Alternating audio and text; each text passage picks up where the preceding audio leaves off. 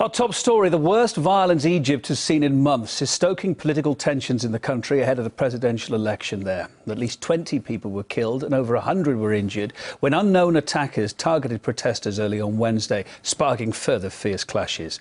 The demonstration was being held after the banning of an Islamist candidate from the election. Various political forces have rushed to blame the ruling military for the bloodshed. RT's Sarah Firth looks now into the chaos religious tensions have created in post-revolutionary Egypt. Poking fun at Middle Eastern autocrats, this is the leading comic actor Adel Iman, and his satirical film The Leader is just one of a number in which he starred that have landed him in prison for offending Islam. It's a ruling that's enraging the public. Well, post-revolution and religion, politics and culture have all come together in a big melting pot. Cases like Adel Iman's and others like it have caused concern amongst Egyptians that the more fundamentalist Muslims are trying to hoist their religion onto the rest of the country, and that could prove a real threat for the freedom of expression in the future. Such convictions are casting a cloud over artistic plans here, actions which the great and the good of the Arab movie industry are quick to condemn.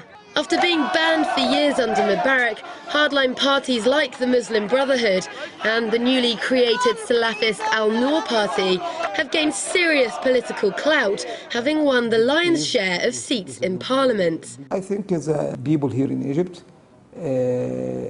has a hope to build a new Egypt, and it will be. Just what will that new Egypt look like? For groups like Al-Noor, it means imposing much stricter Muslim codes. We have no problem with Sharia law. Sharia law is Islamic system. So we have our culture. This is our culture content from Islam and the Arabic language and multilism society as we live in Egypt. So I think the system and the laws have to come from this culture, and this culture means Islamic laws.